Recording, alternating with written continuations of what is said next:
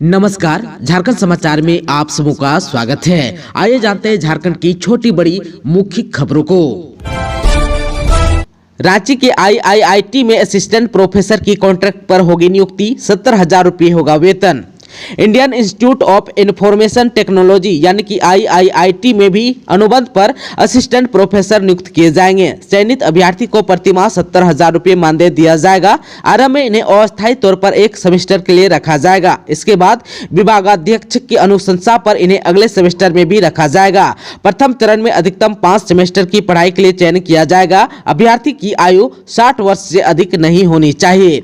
आप सबको बता दूं कि 20 फरवरी की सुबह 10 बजे से वॉक इन इंटरव्यू का आयोजन किया गया है। इसी प्रकार 20 फरवरी 2023 को ही दिन के 1:30 बजे से इलेक्ट्रॉनिक्स एंड कम्युनिकेशन इंजीनियरिंग विषय के लिए इंटरव्यू भी लिया जाएगा। इसके अगले दिन 21 फरवरी 2023 की सुबह 10 बजे से गणित तथा दिन के 1:30 बजे से कंप्यूटर साइंस और इंजीनियरिंग विषय में असिस्टेंट प्रोफेसर की नियुक्ति के लिए अभ्यर्थियों को वॉक इन इंटरव्यू के लिए बुलाया गया है। शैक्षणिक योग्यता, अनुभव और उम्र सीमा इंटरव्यू की तिथि तक मान्य होगी। अधिक आवेदन आने पर लिखित प्रतियोगिता परीक्षा भी ली जा सकती है। झारखंड के बजट सत्र से पहले आज हेमंत सोरेन कैबिनेट की बैठक, होंगे कई अहम फैसले। झारखंड की हेमंत सोरेन सरकार की कैबिनेट की बैठक आज यानी कि बृहस्पतिवार को होगी। इसमें कई अहम मसलों पर चर्चा होगी। झारखंड में आप सबको बता दूं कि 27 फरवरी से बजट सत्र की शुरुआत हो रही है। आप सबको बता दूं कि बजट सत्र 2023-24 अगले महीने 24 मार्च तक चलेगा। हेमंत सोरेन की सरकार 3 मार्च 2023 को अपना बजट पेश करेगी। आप सबको बता दूं कि झारखंड की संयुक्त प्रगतिशील गठबंधन सरकार का यह आखिरी पूर्ण बजट होगा। आप सबको बता दूं कि अगले साल 2024 को सरकार सदन में वोट ऑन अकाउंट पेश करेगी। अमृतसर के स्वर्ण मंदिर में पत्नी संग माथा टेके सीएम हेमंत सोरेन। झारखंड के मुख्यमंत्री हेमंत सोरेन अमृतसर स्थित स्वर्ण मंदिर में पत्नी संग माथा टेका। इस दौरान राज्यवासियों की सुख शांति, समृद्धि और स्वस्थ जीवन की कामना की। रांची के मोरहाबादी मैदान में 5 मार्च को आदिवासी बचाओ महारैली, तेज हुआ जनसंपर्क अभियान।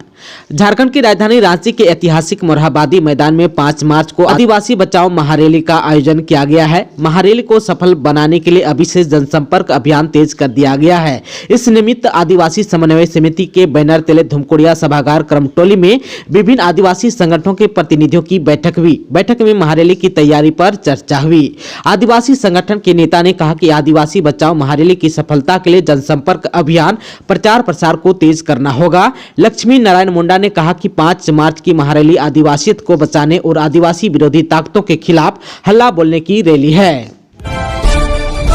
लोबिन हेम्ब्रम की चेतावनी, 4 मार्च को प्रमंडलीय सम्मेलन तो 24 फरवरी को बंद रहेगा झारखंड। बोरियो से झामुमो विधायक लोबिन हेम्ब्रम अपनी ही सरकार के खिलाफ हमलवार हैं। कभी उन्होंने 1932 खतियान के मुद्दे पर राज्य सरकार को घेरा तो कभी नियोजन नीति पर। हाल ही में वे पारसनाथ पहाड़ी वाले विवाद को लेकर कहा कि पारसनाथ आदिवासियों का है। साथ ही उन्होंने आंदोलन की चेतावनी देते हुए कहा कि 4 मार्च को हजारीबाग में प्रमंडलीय सम्मेलन होगा। तो वहीं 13 और 14 मार्च को विधानसभा के समक्ष धरना और 15 मार्च को विधानसभा घेराव किया जाएगा। 18 मार्च को राजधानी रांची में रैली होगी, जबकि 21 और 22 फरवरी को पारसनाथ में आदिवासियों का जुटान होगा। उन्होंने कहा कि पारसनाथ आदिवासियों का मारांग बुरु स्थल था और रहेगा। वहीं 24 फरवरी को झारखंड बंद रहेगा। लोबिन हेम्ब्रम ने कुछ दिन पहले ही झारखंड बंद का ऐलान भी किया था। उन्होंने कहा था कि कुछ लोग मुझे पार्टी से निकालने की बात करते हैं, लेकिन मुझे पार्टी से निकाल सकते हैं, माटी से नहीं। उन्होंने कहा कि मैं उन्हीं बातों को उठा रहा हूं जो चुनाव के दौरान जनता से वादा किए थे। आप सबको बता दूं कि हाल ही में 2 फरवरी को आयोजित झामुमो के झारखंड दिवस पर कार्यक्रम में शिरकत नहीं किए थे। तब उन्होंने पत्रकार से बातचीत में कहा था कि जब जनता का काम ही नहीं हो रहा है तो मंच पर आकर क्या करेंगे। लोबिन हेम्ब्रम ने झारखंड के महाधिवक्ता को हटाने की कर डाली मांग। खतियानी जोहार यात्रा पर भी उठाया सवाल। झामुमो विधायक और झारखंड बचाओ मोर्चा के संयोजक लोबिन हेम्ब्रम ने अपनी ही सरकार के खिलाफ मोर्चा खोल दिया है। वह सरकार के महाअधिवक्ता राजीव रंजन को हटाने की मांग कर रहे हैं। इसके साथ ही मुख्यमंत्री हेमंत सोरेन के जोहार यात्रा पर भी सवाल उठाया। झामुमो विधायक श्री हेम्ब्रम ने कहा कि ना स्थानीय नीति बनी और ना ही नियोजन नीति, तो फिर कैसी यात्रा। महाधिवक्ता को हटाने की मांग करते हुए कहा कि राज्य में जब बाबूलाल मरांडी की सरकार थी उन्होंने स्थानीय नीति लागू किया था। वर्तमान महाअधिवक्ता राजीव रंजन स्थानीय नीति को हाईकोर्ट में चुनौती दी थी, जिसके कारण यह नीति लागू नहीं हो पाई। झारखंड विरोधी मानसिकता वाले व्यक्ति को महाधिवक्ता बना दिया गया। महाधिवक्ता ना तो हाईकोर्ट और ना ही राजभवन में सरकार का पक्ष रख पा रहे हैं। यह नीति खारिज हो रही है। मुख्यमंत्री हेमंत सोरेन ऐसे झारखंड विरोधी मानसिकता वाले महाधिवक्ता को अविलंब हटाएं। श्री हेम्ब्रम मंगलवार को अपने आवास पर पत्रकारों से बातचीत कर रहे थे। कल्याण मंत्री चंपई सोरेन ने दी अनुमति। अब क्लास 8 से 10 के सभी बच्चों को मिलेगा साइकिल। टेंडर की शर्तों में हुआ संशोधन। तीसरी बार प्रक्रिया हुई शुरू। राज्य के सरकारी स्कूलों के क्लास 8 से 10 में पढ़ने वाले सभी श्रेणी के बच्चों को कल्याण विभाग की ओर से साइकिल दी जाएगी। इसके लिए तीसरी बार प्रक्रिया शुरू करने की अनुमति मिली है। अब तक टेंडर की शर्तों की वजह से साल 2020-21, 2021-22 के बाद अब 2022-23 में भी बच्चों को साइकिल नहीं मिली है। बच्चों को साइकिल मिले, इसके लिए टेंडर में संशोधन की बात सामने आई थी। इसके लिए नया टेंडर प्रस्ताव तैयार किया गया था। इस प्रस्ताव को कल्याण मंत्री चंपई सोरेन की अनुमति मिल गई है। कल्याण विभाग हर साल SC, ST, OBC और अल्पसंख्यक श्रेणी से आने वाले बच्चों को साइकिल देती है, लेकिन टेंडर की शर्तों की वजह से 3 शैक्षणिक सत्र से साइकिल नहीं खरीदा जा सका। झारखंड के पलामू जिले में बगैर अनुमति जुलूस निकालने पर अब होगी कार्रवाई। रात 10 बजे बाद डीजे बजाने पर भी है रोक। पलामू में अब बिना अनुमति के जुलूस निकलाने और धरना प्रदर्शन करने वालों की अब खैर नहीं। जिला प्रशासन ऐसा करने वालों के खिलाफ कड़ी कार्रवाई करने को ठानी है। किसी भी तरह का जुलूस निकालना एवं धरना प्रदर्शन करना, साथ साथ में डीजे बजाने के लिए तय नियम एवं शर्तों का अनुपालन करना भी सुनिश्चित करना होगा। डीसी आंजनेय युलू दोडे इस मामले को लेकर गंभीर है। उन्होंने सदर अनुमंडल पदाधिकारी को बगैर अनुमति के जुलूस निकालने वाले लोगों पर कार्रवाई करने का निर्देश दिया है। पलामू के डीसी ने अनुमंडल पदाधिकारी को यह सुनिश्चित करने को कहा है कि बगैर सक्षम पदाधिकारी की अनुमति के बिना शहरी क्षेत्र में कोई भी जुलूस या धरना प्रदर्शन न हो। उन्होंने सदर SDO को इसका उल्लंघन करने वाले लोगों पर विधि सम्मत कार्रवाई करने का निर्देश किया है। अब ऐसा समझा जा रहा है कि अगर नियम का उल्लंघन कर कोई भी डीजे बजाता है तो उस पर कानूनी कार्रवाई होने के साथ साथ सामान भी जब्त किया जाएगा। झारखंड के शिक्षकों को अब छुट्टी के लिए ऑनलाइन करना होगा आवेदन। झारखंड में शिक्षकों को अब छुट्टी के लिए ऑनलाइन आवेदन ही देना होगा। इस संबंध में स्कूली शिक्षा एवं साक्षरता विभाग ने पत्र जारी किया है। शिक्षा सचिव के रवि कुमार द्वारा DO और DAC को पत्र लिखा गया है। जिलों को भेजे गए पत्र में कहा गया है कि शिक्षकों की ऑनलाइन छुट्टी के लिए ई-विद्यावाहिनी पोर्टल पर एप्लीकेशन उपलब्ध कराया गया है। इसमें शिक्षा विभाग के पदाधिकारी, प्रधानाध्यापक से लेकर शिक्षक तक को छुट्टी के लिए आवेदन देने की सुविधा दी गई है। छुट्टी किसके माध्यम से स्वीकृति होगी, इसकी भी जानकारी उपलब्ध करा दिया गया है। पत्र में स्पष्ट कहा गया है कि किसी अन्य माध्यम से छुट्टी के लिए आवेदन देने पर इसे स्वीकृति नहीं किया जाएगा। शिक्षकों के द्वारा प्रतिमाह ली गई छुट्टी का विवरण भी इस पर उपलब्ध होगा। सभी पदाधिकारियों को इसकी जानकारी प्रधानाध्यापक और शिक्षक को देने के लिए कहा गया है। अमृत भारत स्टेशन के तहत झारखंड के 57 स्टेशनों को किया जाएगा विकसित, मिलेगी ये सुविधाएं। केंद्रीय रेल बजट में अमृत भारत स्टेशन के तहत राज्य के 57 स्टेशनों को विकसित किया जाएगा। सभी चयनित रेलवे स्टेशनों में foot over bridge, retiring room यानी कि प्रतीक्षालय, शौचालय, food plaza, water purifier, escalator, lift, दिव्यांगों के लिए सीढ़ी, बड़ी पार्किंग और रेलवे स्टेशन के आसपास सौंदर्यीकरण का काम कराया जाएगा। इटकी में खुलेगा अजीम प्रेमजी यूनिवर्सिटी और स्कूल। 99 सालों के लिए 75% छूट के साथ सरकार ने दी जमीन। 146 एकड़ में यूनिवर्सिटी और 4 एकड़ में खुलेगा स्कूल।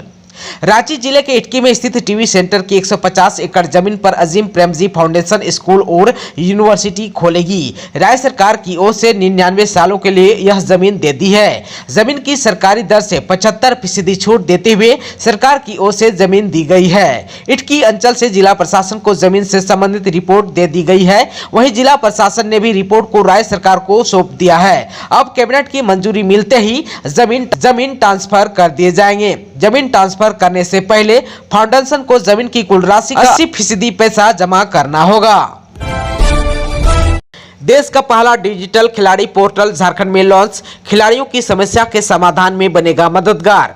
मुख्यमंत्री हेमंत सोरेन ने झारखंड को खेल की नर्सरी बनाने के लक्ष्य के साथ खेल और खिलाड़ियों के संपूर्ण विकास के लिए जोहार खिलाड़ी स्पोर्ट्स इंटीग्रेटेड पोर्टल की शुरुआत की है। इसके तहत झारखंड स्पोर्ट्स डिजिटाइजेशन सोच के साथ यह पहला ऐसा पोर्टल देश में रखा है जो राज्य के प्रतिभाशाली और मेहनती खिलाड़ियों के हुनर को तराशने का प्रयास करेगा। बढ़ने लगा न्यूनतम तापमान। 2 दिन में रांची का पारा 4.4 डिग्री चढ़ा, अधिकतम तापमान 28 डिग्री। झारखंड में तापमान बढ़ने लगा है। पछुआ हवाओं की वजह से सुबह और शाम थोड़ी ठंड है, लेकिन न्यूनतम तापमान में वृद्धि होने लगी है। 2 दिन में रांची का पारा 4.4 डिग्री तक चढ़ गया। इसकी वजह से दिन में लोगों को धूप की गर्मी भी अब अच्छी नहीं लग रही है। राजधानी रांची का अधिकतम तापमान 28 डिग्री रहा, जबकि न्यूनतम तापमान 15.5 डिग्री पहुंच गया। यह सामान्य से 4 डिग्री अधिक है। बिरसा मुंडा एयरपोर्ट के पास स्थित भारत के मौसम विज्ञान केंद्र के मौसम केंद्र रांची ने बुधवार को बताया कि पिछले 24 घंटे के दौरान राजधानी रांची के अधिकतम तापमान में 1.8 डिग्री सेल्सियस की गिरावट दर्ज की गई, जबकि न्यूनतम तापमान 2.5 डिग्री बढ़ गया। मंगलवार को भी न्यूनतम तापमान में 1.9 डिग्री की वृद्धि दर्ज की गई थी। वहीं मौसम विभाग के मुताबिक खूंटी का न्यूनतम तापमान भी 10 डिग्री के करीब पहुंच गया। आने वाले 2 दिनों में न्यूनतम तापमान में किसी परिवर्तन के संकेत नहीं है, लेकिन इसके बाद 3 दिन में न्यूनतम तापमान 2 से 3 डिग्री तक बढ़ जाएगा। 12 जनवरी तक आसमान साफ रहेगा और मौसम शुष्क रहने का अनुमान है। रांची का अधिकतम तापमान 31 डिग्री तक पहुंच सकता है, जबकि न्यूनतम तापमान 11 फरवरी को 16 डिग्री हो जाने का अनुमान है। रामगढ़ उपचुनाव में 18 नॉमिनेशन पाए गए सही, 10 फरवरी तक प्रत्याशी नाम ले सकते हैं वापस। रामगढ़ विधानसभा उप निर्वाचन 2023 के तहत 7 फरवरी 2023 को नामांकन प्रक्रिया खत्म होने के बाद बुधवार यानी कि 8 फरवरी को नामांकन पत्रों की जांच हुई। चुनाव प्रक्रिया में कुल 23 नामांकन पत्र खरीदे गए थे। आखिरी दिन तक कुल 20 नामांकन किए गए थे। जांच के बाद 18 नामांकन सही पाया गया था तथा 2 नामांकन को त्रुटिपूर्ण पाते हुए रद्द कर दिया गया। नामांकन वापस लेने की अब अंतिम तारीख 10 फरवरी है। गुमला में अफीम की खेती के खिलाफ जिला प्रशासन का बड़ा अभियान। 18 होमगार्ड जवान ड्रोन से रखेंगे विशेष नजर। नार्को कोऑर्डिनेशन सेंटर यानी कि NCORD की जिला स्तरीय कमेटी की बैठक बुधवार को गुमला डीसी सुशांत गौरव की अध्यक्षता में हुई। बैठक में जिले में नशीले पदार्थों के उत्पादन एवं बिक्री की रोकथाम पर विचार विमर्श भी किया गया। डीसी ने जिले में अफीम की खेती की रोकथाम के लिए पुलिस प्रशासन की टीम को आवश्यक तैयारी करने का निर्देश दिया। कहा कि कुछ दिनों पूर्व ही जंगल के बीच अफीम की खेती को नष्ट किया गया है। प्रयास करें कि जिले में कहीं भी अफीम की खेती न हो। डीसी ने कहा कि कृषि विभाग के एटीएम बीटीएम आदि को अफीम की खेती से संबंधित ट्रेनिंग दें, ताकि दोबारा इस प्रकार की खेती कहीं हो रही हो तो उसे पहचानते हुए उनके द्वारा त्वरित रूप से सूचना मिल सके और खेती को नष्ट करने के साथ ही खेती करने वाले के खिलाफ कार्रवाई सुनिश्चित की जा सके। कहा कि अफीम की खेती को खत्म करने के लिए ड्रोन कैमरा की सहायता से जंगल के आंतरिक क्षेत्रों में भी नजर रखें। इसके लिए जिले के 18 होमगार्ड को चयनित कर उन्हें ड्रोन कैमरा चलाने का प्रशिक्षण देने का भी निर्देश दिया। झारखंड में बड़का गांव के त्रिवेणी सैनिक कोल माइंस के ओबी में दबने से एक महिला की हुई मौत। विरोध में 8 घंटे सड़क जाम। हजारीबाग जिला अंतर्गत बड़का गांव प्रखंड के सोनबरसा चिरचू स्थित त्रिवेणी सैनिक कोल माइंस के ओबी यानी कि कोल डंपिंग में कोयला चुनने के दौरान एक महिला सुनीता देवी जिनका उम्र 35 वर्ष की मौत ओबी में दबने के कारण हो गई। मृतका की पहचान बड़का गांव मध्य पंचायत के कुम्हार मोहल्ला निवासी भुवनेश्वर प्रजापति के पत्नी के रूप में की गई। यह अपने पीछे 3 पुत्री रेखा कुमारी, देविका कुमारी, खुशबू कुमारी एवं एक पुत्र विशाल कुमार को छोड़ गई। मृतका के पति भुवनेश्वर प्रजापति दिव्यांग है। त्रिवेणी सैनिक द्वारा लापरवाही बरते जाने एवं दुर्घटना के विरोध में ग्रामीणों ने 8 घंटे तक सड़क जाम कर दिया। विधायक अंबा प्रसाद के प्रयास से कोल कंपनी एवं मृतक के परिजनों एवं ग्रामीणों के बीच समझौता कराया गया। 6 लाख रुपए मुआवजा और मृतक के पति भुवनेश्वर प्रजापति को नौकरी देने के आश्वासन पर सड़क जाम हटाया गया। झारखंड के 7500 सरकारी स्कूलों में शुरू हो गए पूर्व बालपन कक्षा। केंद्र सरकार द्वारा उपलब्ध कराई गई राशि। झारखंड के 7500 सरकारी विद्यालय में पूर्व बालपन यानी कि प्ले ग्रुप शिक्षा के नाम से नई योजना शुरू की जाएगी। इन विद्यालयों में प्ले ग्रुप की कक्षा के अनुरूप संसाधन उपलब्ध कराया जाएगा। स्कूली शिक्षा एवं साक्षरता विभाग द्वारा विद्यालयों में पठन पाठन के लिए सामग्री, खेलकूद के सामान, वर्ग कक्षा के लिए फर्नीचर, क्लासरूम में पेंटिंग की व्यवस्था कराई जाएगी। 7500 विद्यालयों में 444 विद्यालयों के लिए केंद्र सरकार द्वारा राशि उपलब्ध कराई गई है। इन विद्यालयों को संसाधन युक्त करने का कार्य चल रहा है। केंद्र सरकार द्वारा प्रति विद्यालय 1.75 लाख की दर से राशि उपलब्ध कराई गई है। शेष विद्यालयों के लिए राज्य की ओर से राशि दी जाएगी। राज्य सरकार की ओर से प्रति विद्यालय 1.5 लाख की दर से राशि देने का प्रस्ताव तैयार किया गया है। दोस्तों अभी तक आपने चैनल को सब्सक्राइब नहीं किया है तो प्लीज चैनल को सब्सक्राइब कर बेल आइकन को प्रेस कर दीजिएगा ताकि खबरों का अपडेट आपको मिलता रहेगा। इसके साथ ही आज के खबरों में बस इतना ही। हमें दीजिए इजाजत। नमस्कार।